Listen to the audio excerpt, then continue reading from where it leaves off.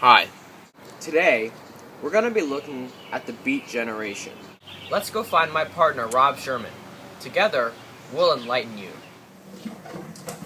Hi. The Beat Generation was a counterculture movement beginning in the post-World War II era. That's what you're going to learn about. It's going to be really fun.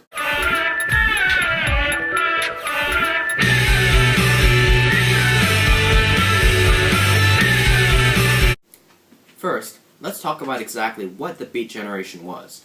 The Beat Generation was a group of post-World War II American writers who rejected post-World War II 1950s American culture. Allen Ginsberg's Howl, William S. Burroughs' Naked Lunch, and Jack Kerouac's On the Road are among the best-known examples of Beat literature. Both Howl and Naked Lunch were the focus of obscenity trials that ultimately helped to liberalize publishing in the United States.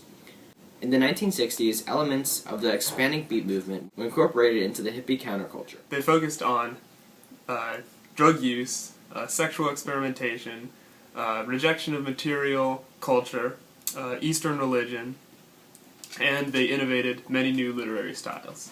The original Beat Generation writers met in New York. And then, with the exception of Burroughs, moved to San Francisco and became part of the San Francisco Renaissance movement. William S. Burroughs was a key figure of the Beat literary movement, but he also used different forms of media to express Beat Generation ideals. He was an openly gay man, but had a wife, which he accidentally shot in the head, causing him to move to Mexico for a little while. Another unfortunate key aspect of the Beat Generation was drug use. Burroughs, for example, was addicted to heroin for a large portion of his life.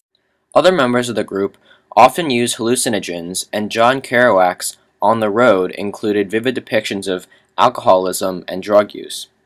The original members of the Beat Generation used a number of different drugs, including alcohol, marijuana, benzodrine, and morphine. Jack Kerouac, a key figure of the Beat movement, was known for his spontaneous writing style, which covered a vast array of topics, from Catholic spirituality to Buddhism. He died at the age of 47 from long-term alcohol use. The publication of Allen Ginsberg's long poem, Howl, in 1956 marked a major turning point in the history of Beat literature and the Beat movement, not to mention American literature in general. The content of the poem raised eyebrows and sparked an obscenity trial which challenged the definition of pornography in America.